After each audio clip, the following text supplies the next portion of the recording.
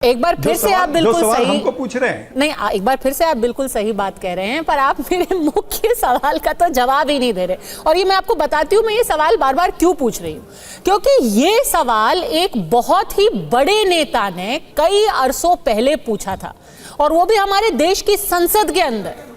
और आपकी पार्टी के, जिसको कहते हैं सबसे बड़े नेता, उन्होंने संसद में खड़े होकर के 6 सितंबर 1990 के अपने एक भाषण में क्या बोला, मैं उनको दोबारा पढ़ना चाहूंगी अपने दर्शकों के लिए। उपाध्यक्ष महोदय, बहुत समय के बाद इस तरह का जातीय तनाव हमारे देश के अंदर पैदा किया जा रहा है।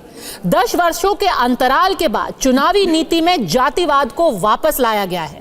अगर आप पीछे मुड़कर देखें तो 1980 में इंदिरा गांधी जी के नेतृत्व में कांग्रेस ने नारा बुलंद किया था, ना जात पर ना पात पर, मुहर लगेगी हाथ पर। यह रिपोर्ट हमारी समाज में दरार पैदा कर रही है। प्रधानमंत्री हमारे समाज को बांटने की कोशिश कर रहे हैं। यह पूरी तरह से गैर जिम्मेदाराना रुख है जो कि सरकार ने अपनाया है। प्रधानमंत्री कौन थे? वीपी सिंह। ये नेता कौन थे? उस वक्त के नेता विपक्ष राजीव गांधी जी। कह रहे हैं कि जातिवादी राजनीति जो हमारे देश में लाई गई है वो बांटने की राजनीति है, बेहद गैर जिम्मेदाराना है, और ये प्रधानमंत्री का जो रवैया है देश के लिए खतरनाक है। तो बताइए, बटेंगे तो? किसने ये नारा सबसे पहले दिया था? इसका उत्तर दे, मैं इसका उत्तर दे देता हूं। देखिए पद्मजा जी, आपको जब ड्राइविंग सीट में बैठना होता है तब आप आगे देख करके गाड़ी चलाते हैं, रियर व्यू मिरर में देख करके नहीं चलाते हैं। 1980 में या 1990 में जो परिस्थितियां रही होंगी वो परिस्थितियां 2024 में या 2023 में नहीं है। तो हमें समय के अनुसार हमारी सारी रणनीति को भी तय करना होता है। और फिर ये जो सेंसस है 2011 के बाद, कास्ट सेंसस की तो बात अलग है। मैं तो कह रहा हूं कि सेंसस ही नहीं ये सरकार करा रही है। सबसे बड़ा प्रश्न है कि आप सेंसस 2011 के बाद आज तक क्यों नहीं करा रहे हो? इतनी सारी विपरीत परिस्थितियों में सेंसस हुआ है। तो ये सबसे बड़ा प्रश्न चिन्ह है जिसका जवाब ये शाह और तानाशाह के पास नहीं है। ये अपनी तानाशाही चलाना चाहते हैं, अगर आप ये कह रहे हैं करना चाहते हैं, अगर आप ये हालांकि इनके गठबंधन के साथी भी नहीं चाहते हैं। 1980 के मुकाबले 2024 में पिछड़ी जातियों की स्थिति और ज्यादा खराब हो गई है। तब तो और बड़ा सवालिया निशान लग जाता है कि पिछले 70 साल की राजनीति ने क्या किया इन पिछड़ी जातियों के लिए। आप कह रहे हैं 1980 में पिछड़ी जातियों की हालत जो है बहुत अच्छी थी, तो उस वक्त राजीव जी बोल रहे थे कि मत करो जातिगत जनगणना, मत करो ये जातिगत राजनीति, मंडल कमीशन की रिपोर्ट को मत टेबल करो। और 2024 में इन पिछड़ी जातियों की हालत और ज्यादा खराब हो गई है। तो ये सबसे बड़ा सवाल है कि ये 70 साल में जो हमने राजनीति की है उसका पिछड़ी जातियों पे असर क्या हुआ है। पर मैंने आपको कहा कि अगर इस सरकार को गाड़ी चलानी है तो रेयर व्यू मिरर में देख करके नहीं चला सकते। आप भी इनको मजबूर कर रहे हैं कि ये रेयर व्यू मिरर में देख करके गाड़ी को ड्राइव करे, तो एक्सीडेंट होना निश्चिंत है। सर, रियर व्यू मिरर का तो पता नहीं, पर कहीं ऐसा ना हो जाए कि इस तरीके की राजनीति से रिवर्स गियर में हमारा देश चला जाए। इसीलिए हुए है ना, रियर व्यू देखने की जरूरत नहीं पड़ेगी अगर रिवर्स गियर में चले जाएंगे। देश की जनता ने इस मुद्दे को एक्सेप्ट किया ना। मजा जी, आप एक्सेप्ट करें ना करें, लेकिन देश की जनता ने इस मुद्दे को एक्सेप्ट किया। देश की जनता ने इनको वोट नहीं दिया। इनके नेताओं ने कहा कि हम संविधान बदल देंगे अगर 400 पार हो जाएंगे। क्या इनके नेताओं ने नहीं कहा है? तो देश की जनता को यह पता है कि अगर ये ज्यादा पावरफुल हो गए तो ये संविधान बदल देंगे। आरक्षण खतरे में आ चुका है, इसलिए इनको 240 पर सीमित रखा है। और जातिगत जनगणना पर ये अपना जो स्टैंड है वो स्पष्ट कर दे। बहुत छोटी सी बात है ना, और देश ने बहुत बड़ा रॉकेट साइंस तो है नहीं। बिल्कुल, तुहिन सिन्हा, देश ने एक्सेप्ट किया कि नहीं किया? आपके खुद के जो घटक दल हैं वो एक्सेप्ट कर रहे हैं। चिराग पासवान क्या बोल रहे हैं? सबसे बड़ी जरूरत इस वक्त की है जातिगत जनगणना। जेडीयू क्या बोल रहा है? जरूरत है जातिगत जनगणना। और तो और, जब जातिगत जनगणना आपके प्रिय मित्र नीतीश कुमार ने कराई थी बिहार के अंदर, तो उसका सबसे पुरजोर समर्थन सम्राट चौधरी, आपके पार्टी के उप मुख्यमंत्री, ने किया था। कहा था हमने कराई है, हमने कराई है जातिगत जनगणना।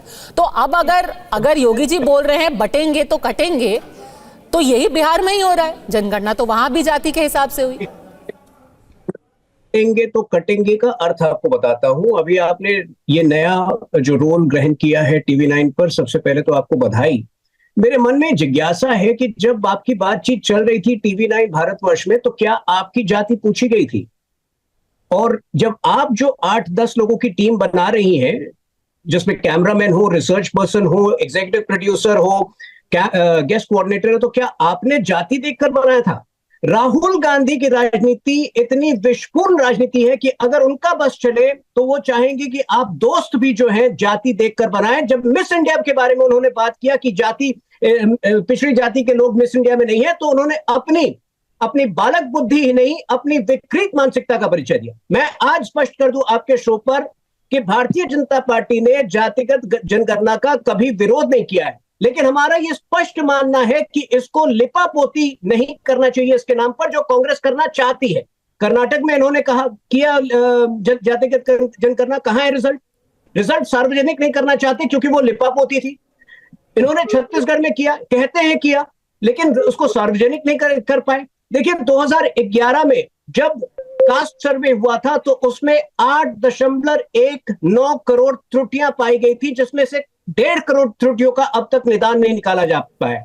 हम चाहते हैं कि जातिगत जनगणना हो, लेकिन हम त्रुटि मुक्त तरीके से, बिल्कुल ही जिसमें कोई शक की गुंजाइश नहीं हो, वो चाहते हैं और हम वो करके दिखाएंगे जब समय अनुकूल। तो फिर ये बताइए तुहिन सिन्हा, अगर आपको लग रहा है कि आप खुद कराने वाले हैं, तो फिर योगी जी क्यों कह रहे हैं कि बटेंगे?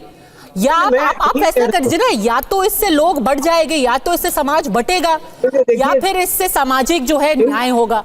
एक हाथ से मतलब एक हाथ कह रहा है, एक नेता कह रहा है हम कराएंगे, भाई हम इसका विरोध कतई नहीं करते हैं, हम तो इसके सबसे बड़े समर्थक हैं। दूसरी तरफ आप कह रहे हैं कि इससे समाज बढ़ जाएगा।